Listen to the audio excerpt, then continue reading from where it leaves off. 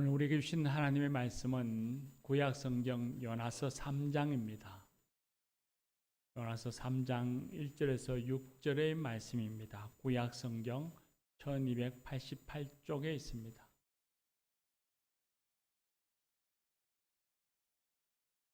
요나서 3장 1절에서 6절의 말씀입니다.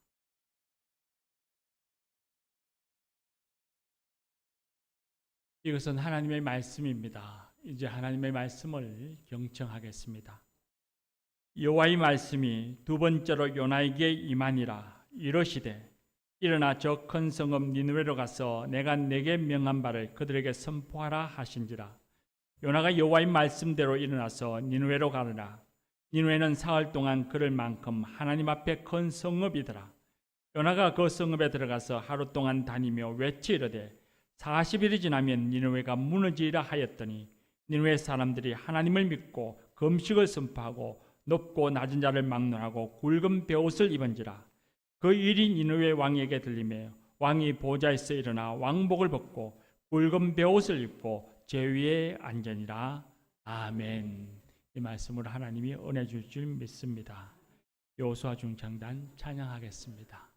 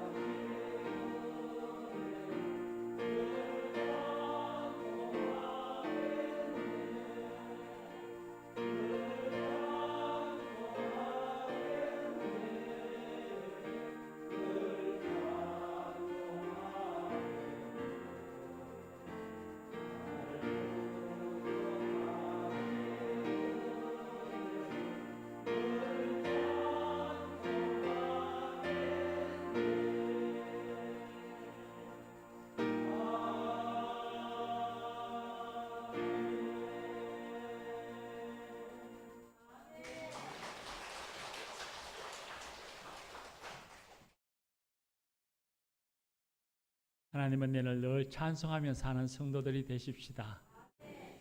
귀한 찬양 감사합니다. 할렐루야. 유다 땅에 아미떼의 아들 요나라는 사람이 살고 있었습니다.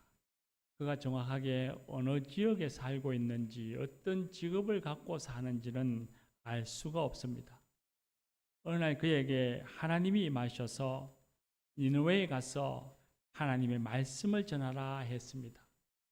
니느웨라고 하는 도시는 아수르라는 나라의 수도입니다. 그리고 아수르는 북이스라엘을 공격하고 멸망시킨 나라입니다.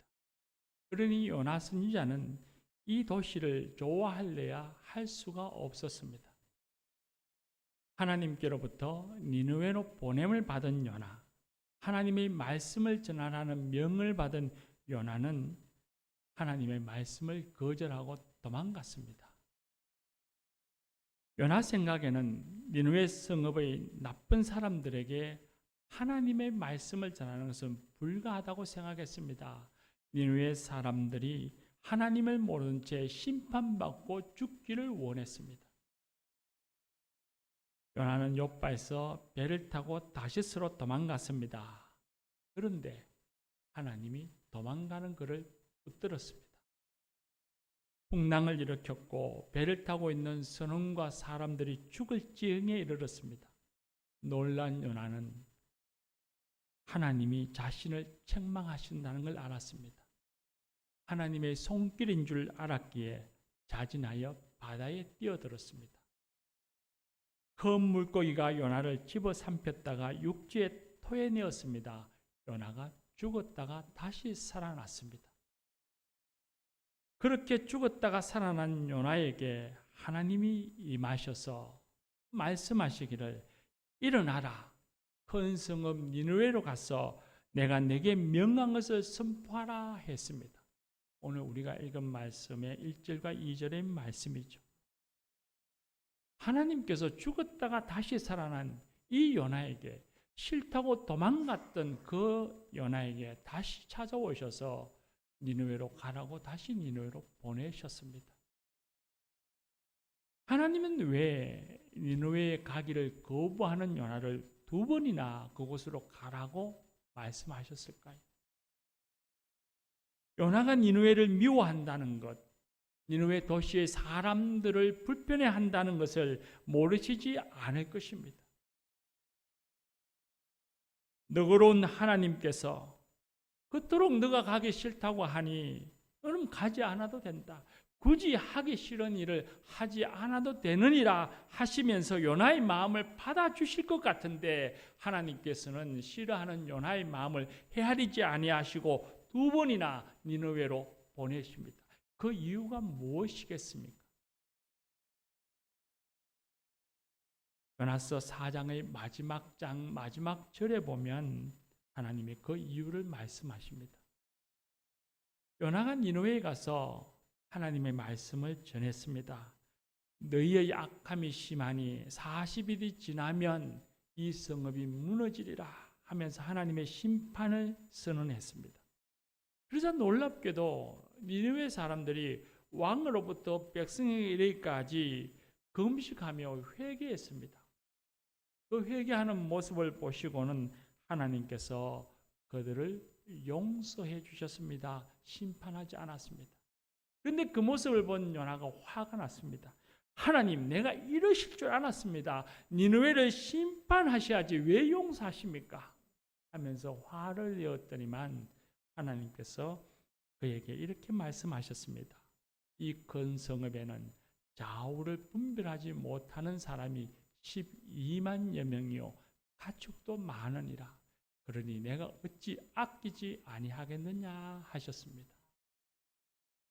하나님이 계속해서 요나를 니느웨로 보내시고자 하셨던 이유는 니느웨 사람들을 불쌍히 여기셨기 때문이었습니다. 니느웨 사람들이 악하기도 하고 하나님의 사람 요나가 싫어하는 사람들이긴 했지만 그러나 하나님은 그들도 구원받기를 원하셨습니다. 그래서 가기 싫다고 도망치는 요나를 붙들어서는 다시 니느웨로 보내신 겁니다. 디모데전서 2장 4절에 보면 하나님께서 이 땅에 대하여서 가지시는 하나님의 마음을 알 수 있는 한 구절에 아주 중요한 말씀이 있습니다. 하나님은 모든 사람이 구원을 받으며 진리를 아는 데 이르기를 원하느니라 하셨습니다.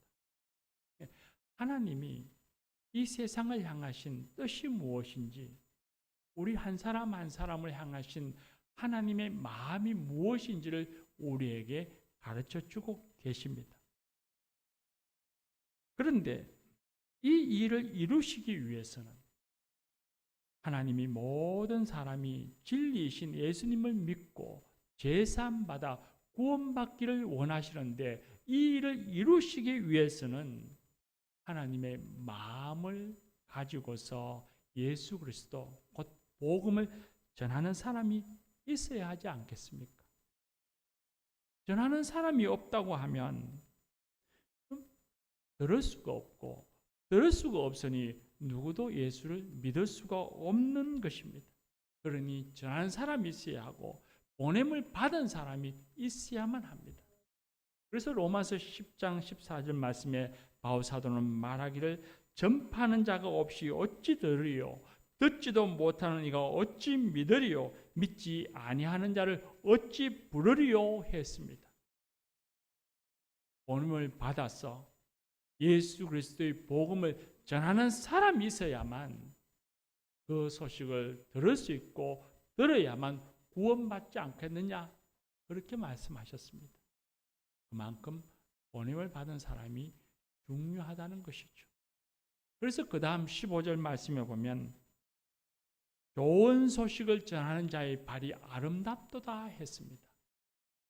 보냄을 받은 사람이 복음을 전하는 것이 얼마나 귀하고 중요하며 하나님이 기뻐하시는 일인지를 말씀해 주셨습니다. 성경에 보면 하나님께서는 언제나 하나님의 사람들을 세상에 보내셨습니다. 하나님의 백성 이스라엘 사람들이 아수르로부터 공격을 받고 위기에 처했을 때는 이사야 선지자를 보내주셨습니다. 바벨론의 침공으로 말미암아서 나라가 풍전등화의 위기 앞에 놓여 있었을 때에 에레미야 선지자를 보냈습니다. 나라가 멸망해서 사람들이 바벨론 포로로 잡혀가서 캄캄한 절벽 가운데 살아갈 때에 하나님께서는 에스겔 선지자를 보내어서 하나님의 말씀을 전하시고 그들을 구원하셨습니다. 신약 성경에 예수님께서도 제자들을 세상에 보냈습니다. 예수님께서 부활 승천하시기 전에 제자들을 만나서 너희가 땅끝까지 내 증인이 되라 말씀하셨습니다. 요한복음 20장 말씀에는 부활하신 주님께서 제자들을 만나서 말씀하시기를 아버지께서 나를 보내신 것 같이 나도 너희를 보내노라 말씀하셨습니다.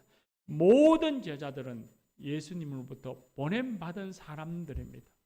그들은 보냄받은 사람, 곧 아포스톨로스, 사도라 불렀습니다. 바울 사도는 스스로를 소개할 때에 자신을 예수 그리스도의 사도라 그렇게 소개했습니다. 예수님으로부터 보냄을 받은 사람, 예수 그리스도의 복음을 전하라고 보냄을 받은 사람이라고 자신을 소개했습니다. 제자들이 예수님부터 보냄을 받았을 때에 그들의 삶의 모습을 한번 여러분 상상해 보십시오. 당시엔 그리스도인으로 살아가면 온갖 핍박과 고통을 겪어야 했습니다. 예수를 믿는다는 그 이유 하나만으로 잡혀서 투옥되기도 하고 고문받기도 하고 십자가에 달려 죽기도 했습니다. 그런 상황들을 모르시는 분이 아닙니다. 주님께서는 다 아셨죠. 그런데 주님께서는 그런 상황 속에서 살아가는 사랑하는 제자들에게 조용히 너희들은 예수님만 믿어라. 세상이 험악하니 너희를 드러내지 말고 조용히 나를 믿다가 천국에 오너라. 그렇게 말씀하시지 않았습니다. 저희들이 고난받을 줄 알면서도 험한 세상에서 큰 고초를 겪을 줄 알면서도 자신을 드러내어서 복음을 전하라고 세상에 보내셨습니다. 그만큼 세상에 보냄을 받는다는 것, 보냄을 받아서 복음을 전한다는 것이 귀중하고 복되고 중요하다는 것입니다. 하나님께서는 사람을 구원하시기 위해, 세상을 구원하시기 위해서 하나님의 사람들을 세상에 보내십니다. 그 이름이 바로 예언자요 사도입니다. 오늘 이 시대에도 하나님께서는 예수를 믿는 믿음의 사람들을 세상으로 보내십니다. 교우 여러분, 오늘 이 시대에 바로 저와 여러분들이 예수님을 믿는 믿음의 사람들이요, 하나님께로부터 보냄을 받은 예수 그리스도의 사도인 줄 믿습니다. 우리는 그런 사도가 되어야 합니다. 우리 모두를 한번 생각해 보십시오. 죄송한 말씀이지만 우린 다 죄인입니다. 하나님 앞에 설 수 없는 사람들이죠. 또한 인간적으로 보아도 우리는 연약하고 부족한 것이 많은 사람들입니다. 그럼에도 불구하고 하나님께서는 우리를 불러서 우리는 사도 삼아 주셨습니다. 우리에게 세상에 보냄받아 복음 전하는 귀하고 복된 사명을 주셨습니다. 그러니 우리는 복음 전하는 사도의 삶을 살아야 합니다. 그 일을 하나님이 기뻐하십니다. 요즘은 복음 전하기가, 전하기가 참 어려운 때에 우리는 살고 있습니다.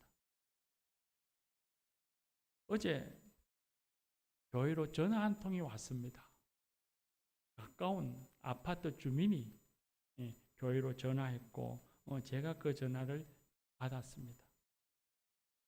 그분 말씀은 교회에서 나온 한 어른이 자기 집 아이에게 핫도그도 사주면서 교회 가면 과자도 많이 있고 내가 다른 아이들보다 2배나 너에게 더 줄 테니 교회에 가자라고 했다는 겁니다. 아이는 그 어른의 말에, 그 선생님께서 과자 주고 핫도그 준다는 그 말에 솔깃해서 엄마에게 전화해서 엄마 나 교회 갈 거야 하고, 그 어머니는 낯선 사람 따라가는 것이 무서워서 가면 안 된다고 하고, 아이는 전화를 붙들고 가겠다고 울고, 그러니 이 어머니가 화가 난 겁니다. 그래서 그 교회에서 나온 사람이 신천제일교회 교인이지요 하고 저한테 전화했습니다. 그래서 설명을 했습니다. 우리 교회에는 그런 교회는 없습니다 하고 했죠. 그 어머니가 그런 얘기를 했습니다. 교회가 어디 이럴 수 있습니까? 제가 아이들에게 낯선 사람 따라다니지 말고 쫓아가면 안 된다고 가르치고 있는데 교회가 먹을 것으로 아이를 유혹하면 되겠습니까? 하고는 되게 오히려 꾸지람했습니다. 그래서 우리 교회가 아닙니다. 잘 설명을 하고 교회가 근심을 들여서 죄송합니다 하고 전화를 끊었습니다. 그랬더니만 얼마 지나지 않아서 다시 전화가 왔습니다. 그 어머님이 전화하셔서 제가 자신이 잘못 알아서 전화했노라고, 그래서 목사님께 불편을 드려서 죄송합니다 하고 전화해 주셨습니다. 다시 전화해 주는 게 참 고맙지요. 감사하고. 그 전화를 받으면서 생각했습니다. 이제는 세상이 험하고 각박해서 낯선 사람에게 적극적으로 복음을 전하고 전도하는 일은 이제는 불가능한 시대에 우리는 살고 있구나 하는 생각을 했습니다. 그뿐만이 아니죠. 우린 다 이성적인 사고를 가지고 살아서 영적인 것에 대해서는 이제 무관심한 시대에 살고 있습니다. 돈 되는 일입니다 하면 모두가 다 귀를 솔깃하고 그것이 좀 이상하고 수상해도 사람들이 모여들지만 죄와 구원의 이야기가 있습니다. 그리고 죽음과 부활의 이야기가 있습니다. 하나님의 은혜의 이야기가 있습니다. 오세요 한다고 해서 사람들이 모이질 않습니다. 이제는 그런 것에 대해서 무관심한 시대가 되었고 그만큼 복음을 전하는 것이 어려운 시대가 되었습니다. 그리고 코로나를 지나면서부터 그런 모습들, 그런 생각들은 더 만연해졌습니다. 심지어는 코로나가 지나면서 이제는 예수님 믿는 것을 하찮게 여기고 교회를 존중하지 않는 시대가 급속히 다가왔습니다. 그래서 교회는 전도가 안 되고 교세가 약해지고 영향력도 줄어들 것이라고 걱정합니다. 그리고 모든 사람들이 이구동성으로 하는 말이 교회의 위기다라고 말합니다. 예, 위기인 건 맞죠. 그러나 제 생각에는 위기이기는 하지만 오히려 기회라고 생각합니다. 위기이지만 한편으로 보면 이럴 때에 우리의 신앙을 바르게 할 수 있는 기회이기도 합니다. 어려움 속에서 신앙의 본질을 찾아갈 수 있는 기회. 이런 위기 때문에 신앙을 위해 예수 그리스도를 위해 십자가를 지고 갈 수 있는 기회. 그리고 이 기회가 십자가의 능력이 나타날 수 있는 때라고 생각합니다. 우리 성경에 나타나는 초대교회 때의 모습을 생각해 보십시오. 그때 교회와 교인들은 핍박을 많이 받았고 온갖 고초를 겪어야만 했습니다. 그러나 그때의 그 어려움 속에서도 교회와 교인들은 복음을 전하며 인내하며 세상의 악함과 맞서서 싸워나갔습니다. 그리고 마침내는 승리하고 세상을 변화시켰지요. 믿음과 소망으로 인내하며 하나님의 뜻을 실천하던 교회가 승리했습니다. 그런데 세월이 흘러서 그런 교회가 로마로부터 공인되어지고 국교화되어져서 모든 사람들이 너나 할 것 없이 마음이 있든지 없든지 모든 사람들이 다 그리스도인이 되었을 때 교회는 타락했습니다. 복음의 본질이 훼손되어졌고 십자가를 지고 가는 신앙이 사라졌습니다. 부와 권력이 있는 교회는 세상에서 대단한 힘을 가졌고 영향력을 가졌지만 정작 중요한 하나님의 은총과 십자가의 능력은 상실했습니다.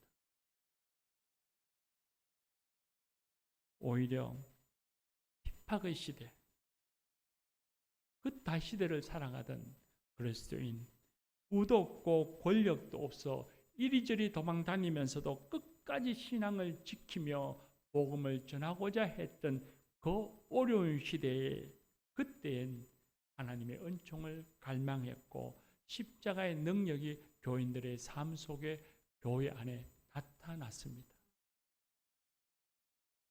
이제 교세가 줄어드는 위기라고 하지만 오히려 이런 때가 우리가 기독교 신앙의 본연의 모습을 찾아갈 수 있는 기회라고 믿습니다. 이 위기에 우리 모두가 저와 여러분이 하나님께로부터 보냄을 받은 사도라고 하는 자의식을 가지고 사도됨의 삶을 살아간다면 우리는 틀림없이 이 위기를 기회로 만드는 새로운 시작을 가질 수 있을 것입니다. 하나님이 그렇게 우리를 인도하시리라고 믿습니다. 여러분, 자신의 신앙이 얼마나 성숙한가 하는 것을 한번 생각해 보신 적이 있습니까? 우리의 신앙이 100점이 만점이라면 자기 신앙이 얼마쯤 와 있는지 80점인지 90점인지 자기 신앙이 얼만큼 성숙해 있는지 한번 생각해 보신 적이 있습니까? 요즘처럼 교회가 인기가 없고 사람들이 별로 관심을 가지지 않는 이런 시대에 우리의 신앙의 성숙의 척도의 판단하는 기준이 무엇일까라고 생각을 해보면 저는 전도가 아닐까 생각합니다. 인기도 없고 사람들이 귀담아 듣지도 않는 그런 시대지만 이런 시대에 복음을 들고 지인들에게 가서 예수 믿으세요. 교회 같이 가자.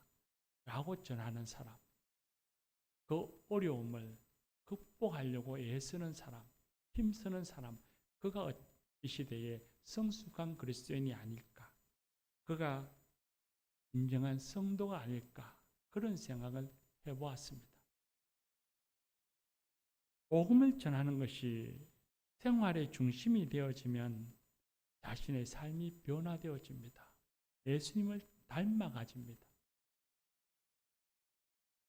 이기적이고 기회주의적인 삶을 살아가면 회사에서든지 가정에서든지 어느 곳에서든지 동네에서라도 이 기회주의적인 삶을 살아가면 스스로가 부끄러워서 나하고 교회 가자 하는 말 못합니다. 근데 복음을 전하고자 마음을 가지고 그 복음 전하는 것이 중심이 되어지면 겸손하고 관대해지고 그리고 선을 행하게 되어지고 다른 사람들과 함께 더불어 살아가기를 힘쓰고 노력하게 됩니다. 그래야 복음을 전할 수 있기 때문이죠. 삶이 변화되어지고 예수님을 닮아가집니다.